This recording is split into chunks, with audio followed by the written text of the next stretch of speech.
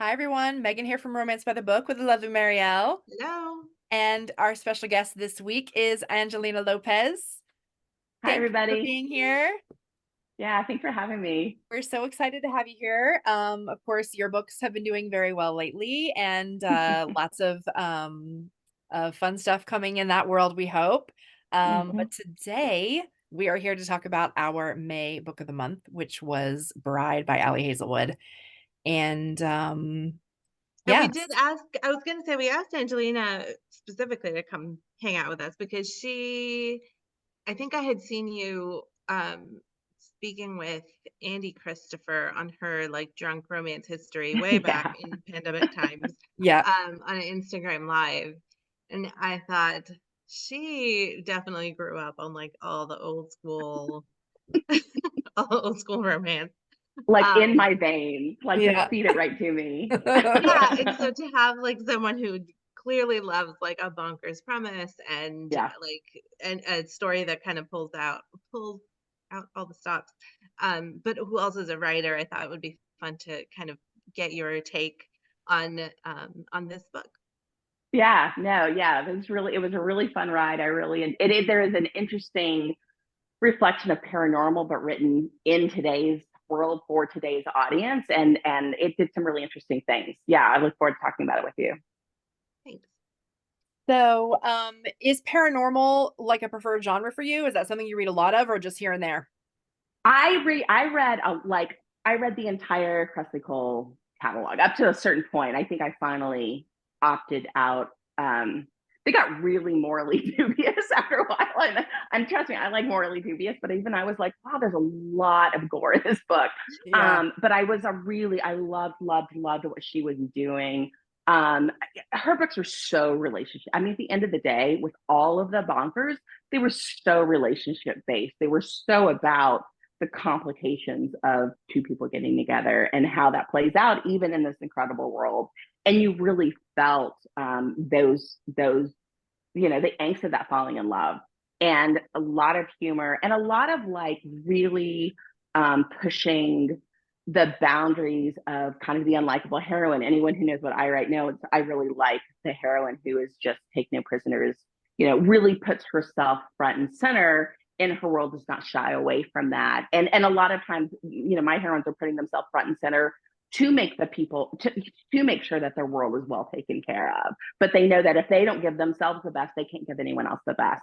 And so Kresley Cole had this pretty unapologetic heroines that I was reading her before I was writing, and so really took a lot of inspiration from her. So what was interesting about this book was right away the humor mixed with paranormal was Mhm. such an echo of Kresley. Kresley obviously wrote, everyone in the era was writing third person POV, and you're Right. seeing from both. It's a kind of a deep POV, so you're seeing it from the female perspective and the male, but it's still third person. So your narration's a little bit broader. So a different take on it, but a lot really good. Krusty was so good at combining humor with paranormal, with all of the bonkers world, with a lot of horror and gore, which all kind of, you know, layered together in these really, really, really page turning books. And I thought that Ali did such a great job of layering, you know, the what we consider generally paranormal are so angsty. And she Yeah. was really able to layer in this really, great humor into what was, and I mean, it was definitely a point of view of the heroine that's how she dealt with the world. That's how she dealt with the hardships in her life with humor. So it really made sense for who that heroine was. But she did a great job of layering, keeping the Ali Hazelwood, rom com ability and bringing it to paranormal. Yeah. Yeah, I agreed. I also felt like it was like if you are someone who reads paranormal, there were some like winks and like nudges to like, not exactly self-deprecating, but kind of like we know what we're doing here. Like, and we like, yes, this is part of where what we do in this space. Yeah. Yeah. Um, which was kind of I fun. Yeah. Yeah, it's really. I just had a conversation with a lot of us in romance after Bridgerton. a lot of its romance have shopping agreements, which essentially means you have a production company who is trying to sell your concept. And so I have been wrapped into a couple of pitch meetings for my first series, which was Royalty. Yeah. And in my Royal series, I have it that the older brother, or a secret half brother, was born 2 minutes earlier, and therefore he could be the inheritor of the royalty. And this producer was like, is that how royalty works? Like, is that how it works? And I was like, it's romance rules. And everyone on the call actually laughed. But Romance like, reasons. this is paranormal romance rules. Yes, Like, absolutely. I like, it's like we can get Like, away. in This is our romance alternate rules. universe, Yes. this is how it works. This Yes. is what romance rules paranormal. Yeah, exactly. Yes, and everybody is like, yes, of course, and just keeps moving through. Like that's. I know. I was like, really? Who cares how it really works? That's amazing. Hilarious. Oh my gosh. So yeah, you talked about obviously this book is only from the heroine Misery's point of view, which is a great heroine name, PS. Let's just say Yes. that again. Phenomenal. And the twist on it with the little girl, I thought was just really, really freaking, really cute.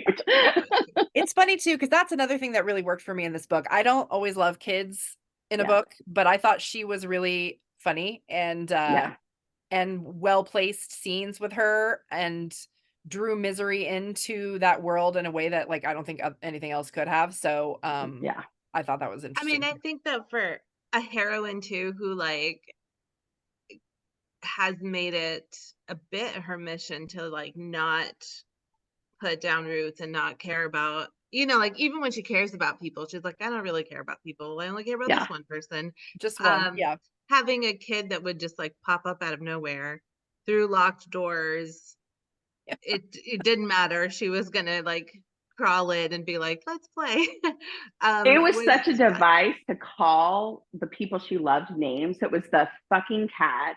The Did I go out? Am I okay? Yeah, no, you're damn good. Fucking cat. That bitch Serena. Like everything was like, and then she called the little annoying brat. It was such a device, and yet it worked so well. I thought it worked really, really, because it was always jarring, and that jarring made you realize how much I don't love, and she's all love. Like all she does is love people. It was a device that could have gotten really repetitious, and it was really quite funny. Yeah. It was. And I think with her dad, like they did kind of show that her dad was somebody who would 100% take advantage of any opportunity he had to like have the upper hand. So you could see why she would be like that. But we didn't dwell on it a lot. It just like you said, there were like things that were in there that showed us how she tried to be like, nope, don't care about you. It's fine. Mm-hmm. I'm only here for one thing, and it's not you. Yeah. Yeah. Well, and it was interesting because it's in her point of view. Obviously, you're seeing everything through her lens, including her friend Serena.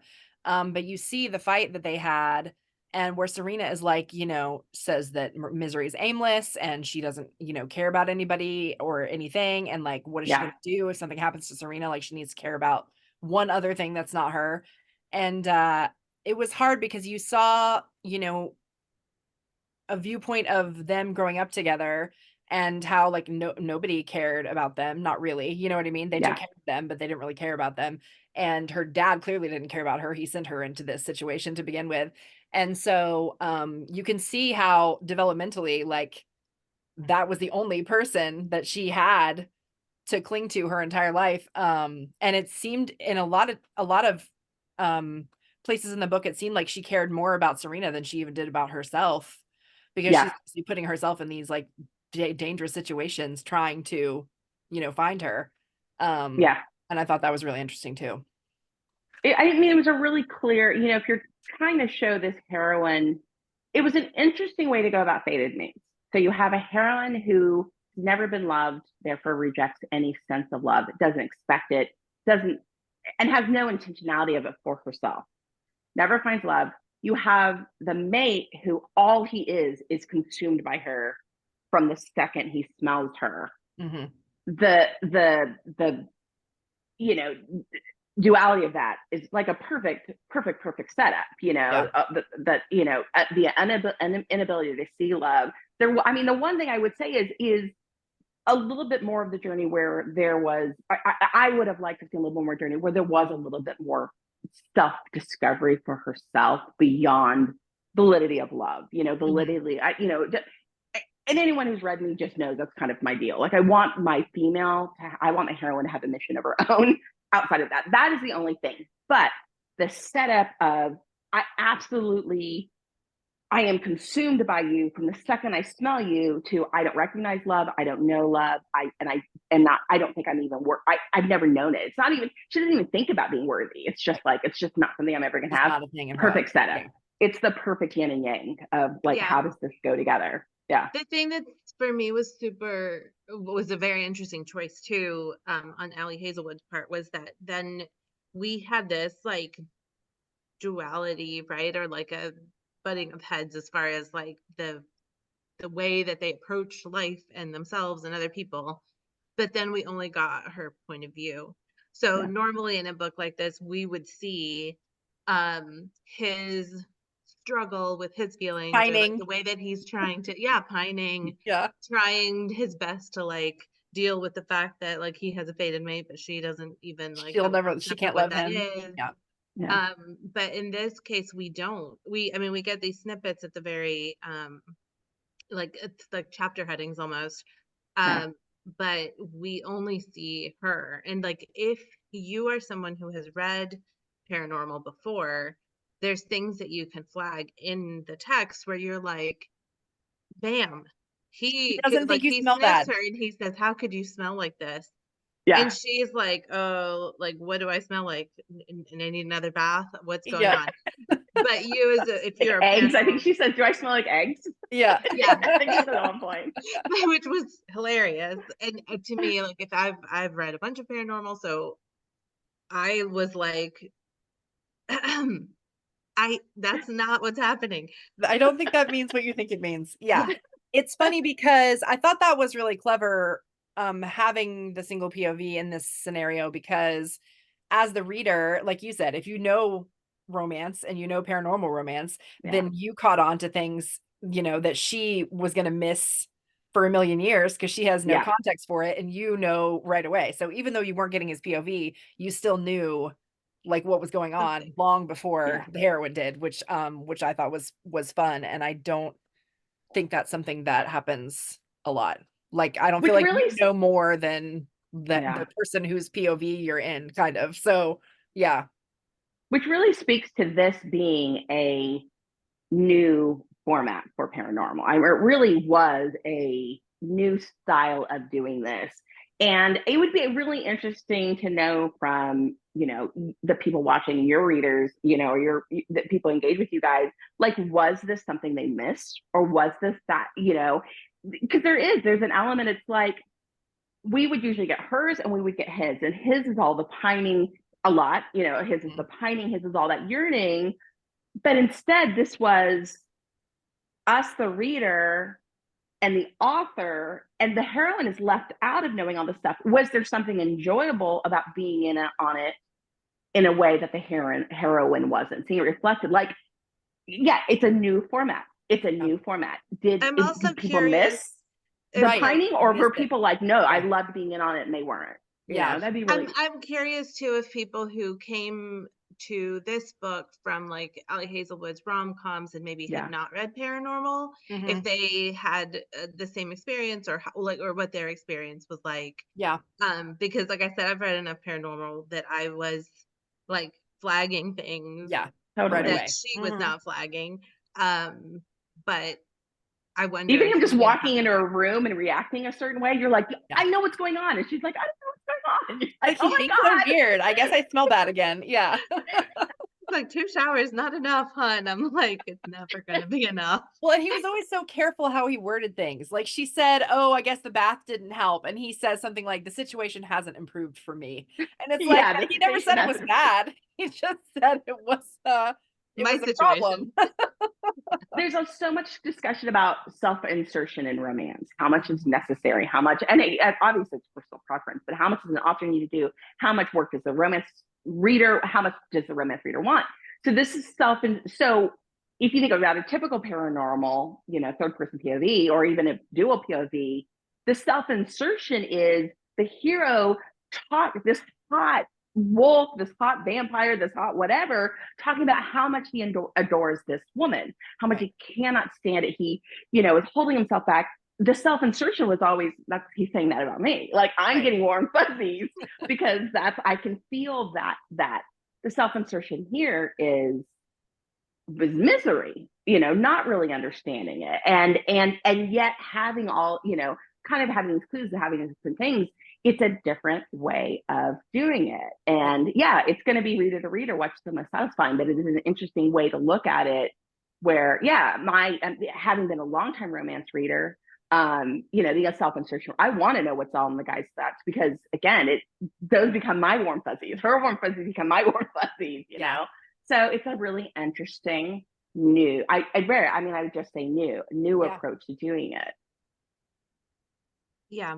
I think it's always, I will say that one of the things that I love about reading romance as a longtime romance reader is that I know what to expect, and I do there's comfort in that, in knowing that oh, I'm gonna buckle in and this is gonna be fun. I know if I'm gonna pick up Lorraine Heath, I need tissues, but also she's gonna fix it.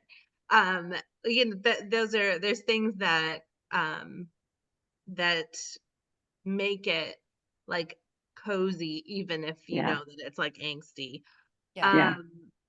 And I wonder, when we're trying new things, which I love when people surprise me, and I love when people do something that I was like, they're definitely not going to do that. I will say the Thornbird, what is that? Oh, the Thornheart Trials series by that Shirley first Gray. book in that series, she did a thing that I was like, well, she can't do that. And then she did it. And I was like, and I mean, love, but also when it happens, sometimes it's jarring because you're like, this is what kind of book is it? Yeah.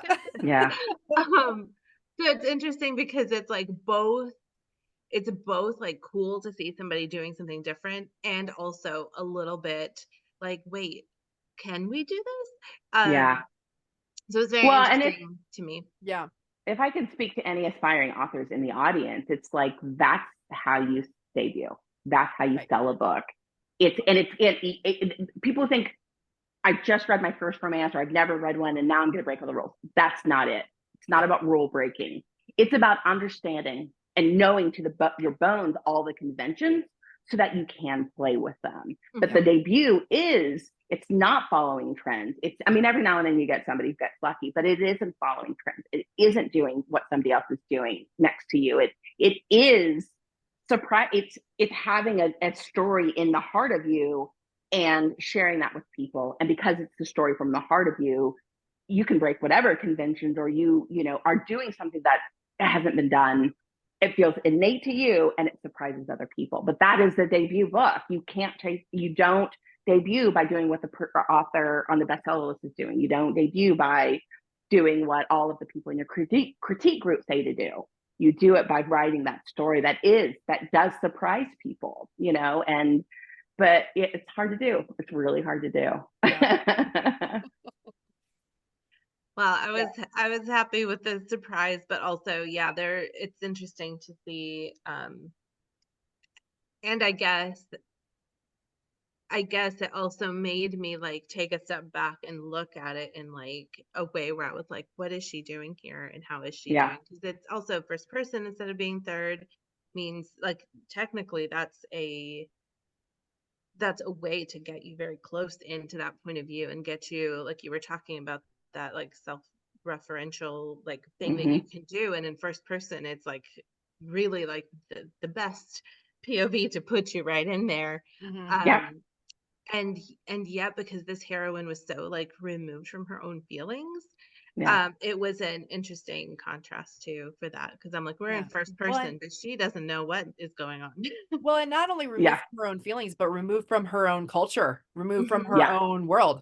She's a vampire, but she doesn't really know how to be one. She grew up with humans. the vampires hate her because she grew up with humans. The humans hate her because she's a vampire. It's all like she's had a And rough now she's go. living with werewolves and she doesn't really know anything about them either. Yeah, Yeah, exactly. So yeah, she was like a fish out of water in all All the possible ways. waters. Yeah. yeah. Yeah, the one thing, really Ali really set up, I'm assuming this is the whole world that is going to be expanded upon, or she really set up all the rules of this world. There were a couple more, I call them stop and chats. Like you stop the story and you explain all this stuff. There was a couple more stop and chats, and I'm like, let's have a little bit more, like, let's have some action now. But there were some stop and chats, but those stop and chats now, she's not going to have to do them for the rest of the world she's built. She's built her world, and we understand it. But there was a moment as an author of color, writing characters of color, that I was like, if people love learning about this new like culture and how people interact in it, like I've got some writers for you. Like Yeah. we're writing a lot of stories about a lot of cultures, and they're fun. They're not angsty, they're not trauma based, they're fun. There's big families and fiestas and all this stuff. But I'm like, if you love learning about the world of vampires and werewolves, I can tell you about a lot of books that have a lot of like cultures not familiar with you as well. Like Yeah. we're up for it. Let's do it. Absolutely. For sure. For Like, sure. yeah, we'll make you a list. Let's go. We'll make you a list. And you can go visit, which is not a bad thing either. Yeah, exactly. There's hot guys there too. Yes, absolutely.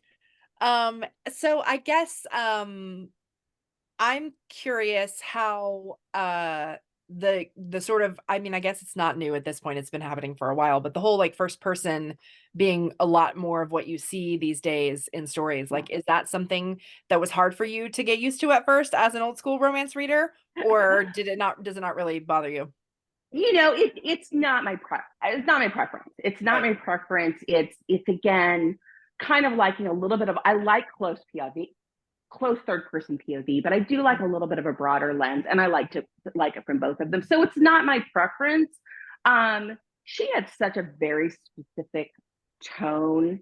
Again, as a writer, looking at it from a writer's perspective, the challenge of telling a full fleshed world building universe story from one perspective, it's an enormous challenge. It's Mm, incredibly difficult to do. And I think she built a really rich, full world. I Mhm. felt real affection for the little annoying girl. yeah.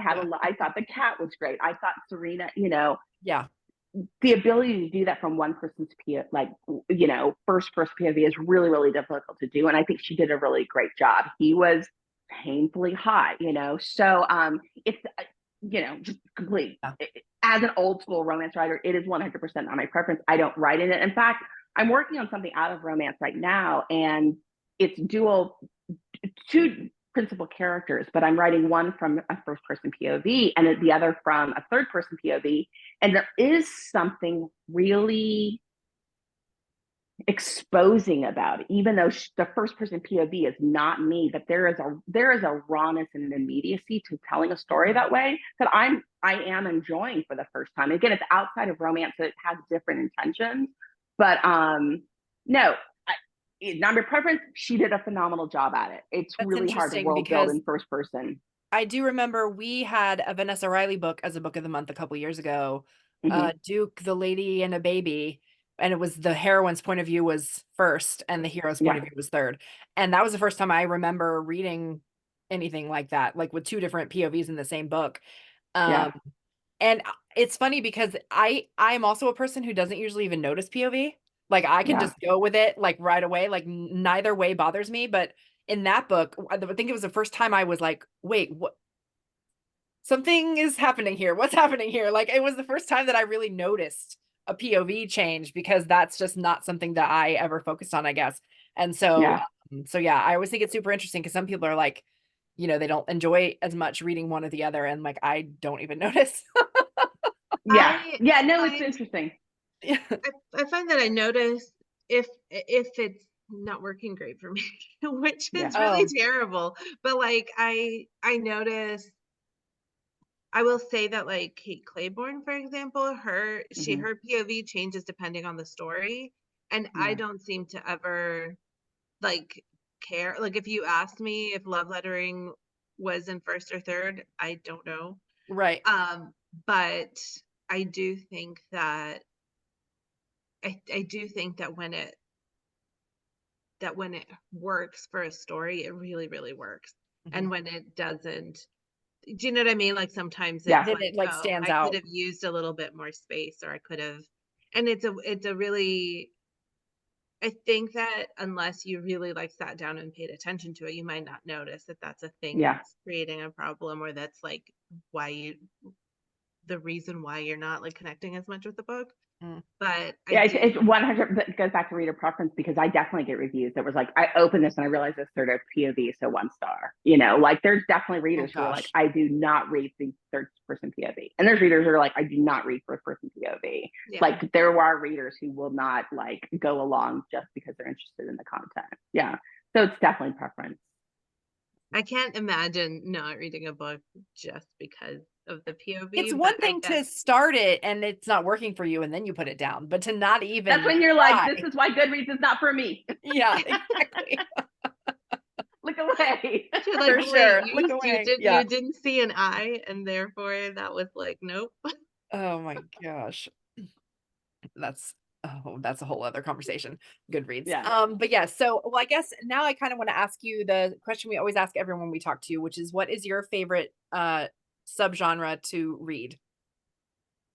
I will definitely, I mean, contemporary romance. Contemporary romance, I was a long time when I was like old school romance, it was all historical. Historical was doing the most interesting, had the most, really, historical had the most progressive heroines. They were taking, that was in a time of, my God, Sherry Thomas.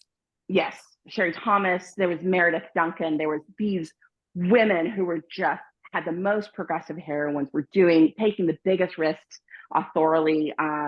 Even Elizabeth What's Her Faces was doing the coolest, non-royals, non-dukes line. Not Hoyt.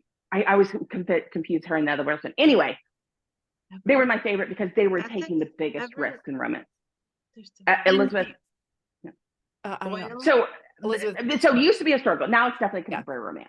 And Yeah. so do you have a favorite trope that you read that you like to read? Or I have my favorite thing with a trope is to spin it on its head. Like, and my favorite thing is like, I can't really do that in a trope and then be like, oh, I'm totally do. My favorite thing to do is what I like to, every now and then I'll teach a class, and that, a trope is a hanger, but every single author, based on who they are, what their intention is, what they know, what their genes say, it's going to dress up that hanger a different way. So every trope, every hanger, when you give it an author, it's going to look different. And I love that. I love how each trope can look different depending on who you give it to. So I 100% do not have a favorite or even least favorite. I love it when people are like, I don't like these tropes. And then you're like, yeah, wait a second. Let me show you. No, I do not. My books are trope heavy. Like there's like 12 in a book. I love it. And just a little, I got like I don't have power here. We had storms last night, and so I just got a 10% warning. So I don't. Okay. So we need to wrap it continue up. later or whatever. I mean, if we need to tack on minutes later, I'm so sorry. I'm just No, thank you for still coming and talking to us. We really appreciate you. Do you want to ask Yeah. your final question, Marielle? Oh, yeah. I usually ask if we were, fly on the wall while you were writing, and deep in your writing process, what would we see? write from 8 or 9 to 1 or 2 in the afternoon every day, or every weekday, Monday through Friday. I do my work or do marketing on social media and all of that in the afternoons. I pretty much just sit at my computer. My goal every day is 1,000 words a day. I can get up once I've hit 1,000 words. So if I hit that at 10:30, I'm like, in party the rest of the day. But it's, at 1 or 2 o'clock, all the deep thinking energy is gone and I need to take a break, a step away from the computer.